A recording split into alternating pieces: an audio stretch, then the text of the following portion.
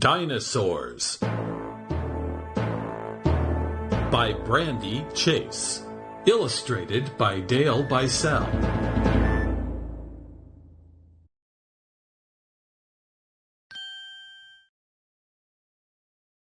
Three different dinosaurs roam in a prehistoric landscape. One says grrr. His feet go thump, thump. A long time ago, before there was you, dinosaurs roamed Earth. This really is true. From the forest green to the muddy swamp, dinosaurs would wander, thumpity thump.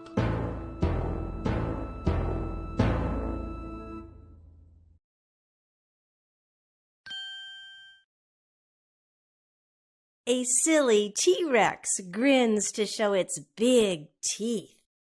Carnivores. Some animals eat animals, but not to be mean. We call them carnivores. They eat meat, not green beans. When dinosaur carnivores looked for lunch, they found other animals to crunchity crunch.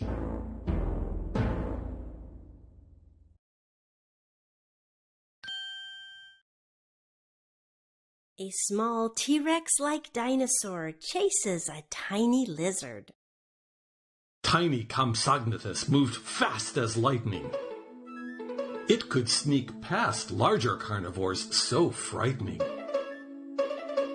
Its sharp teeth were fearsome to the lizards it chased. Have you ever wondered how a lizard might taste?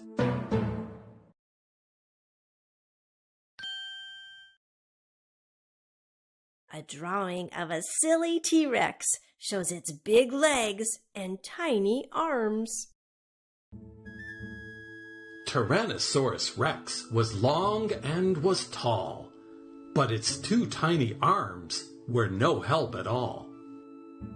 When it felt hungry, the only thing it could do was open its mouth and chew, chew, chew.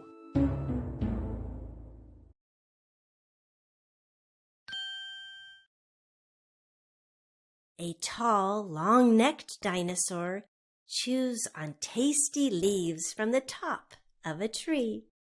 Herbivores. Some animals eat plants. They never eat meat. We call them herbivores. Leafy greens are their treat. When dinosaur herbivores looked for lunch, they found tasty plants to munchity munch.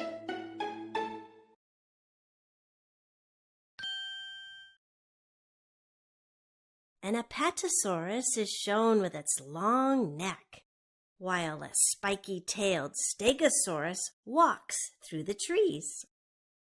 Giant Apatosaurus was as big as a house, but the brain in its head was the size of a mouse. Its body was much like an elephant's, we're told. Its long neck and long tail were a sight to behold.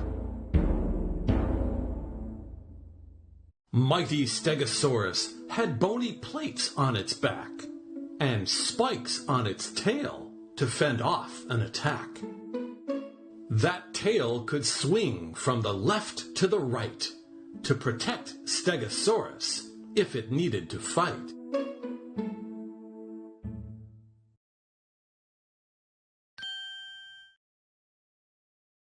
A short, friendly Triceratops with its three horns looks over at a much taller Corythosaurus. Triceratops was three-horned, so the story goes. One horn above each eye, and one upon its nose. Its shield-shaped head was made of bone, so most of the time, carnivores left it alone. What made Corythosaurus stand out from the rest? It blew a booming sound out of its crest. The crest is the bone on the top of its head. Some like to call it a helmet instead.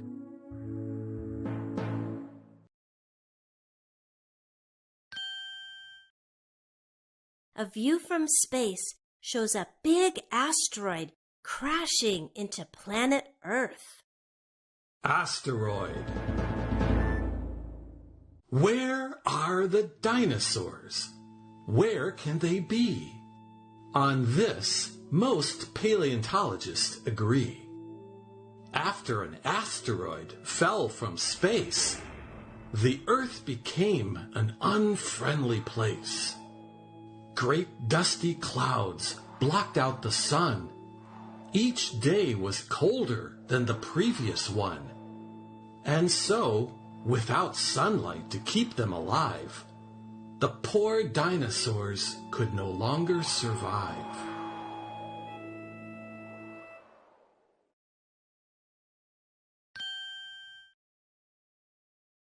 Here are ancient imprints in stones from plants and a fossilized dinosaur tooth, leg bone, and eggshell. Fossils. How do we know about life long ago? The Earth's fossil record. It tells us so. Fossils are plants, teeth, eggs, and bones that over millions of years have turned to stone. Most fossils are buried deep in the ground. How old or how new? It depends where they're found. Layers of rock and mud tell the Earth's history. Each fossil buried is part of the mystery.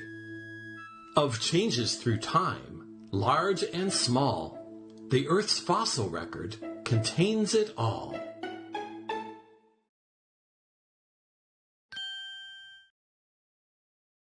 A feathery dinosaur runs along with one of its children in a snowy field. We imagined all dinosaurs as reptiles with scales, running from the tops of their heads to their tails. But a recent discovery revealed something new. Several dinosaur fossils with a feathery clue. Fluffy, feathered dinosaurs? It sounds so absurd. But some dinosaurs are ancestors of birds. So far, the feathered dinosaurs we know are quite small. Feathered tyrant Uteranus is the largest of them all.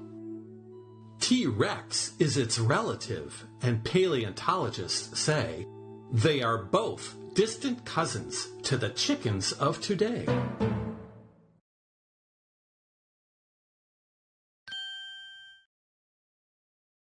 Children in a museum examine dinosaur bones on display. Do you ever wonder about life long ago? Do you sometimes ask, now why is this so? If you think about dinosaurs, then I might suggest, when you're grown, you become a paleontologist.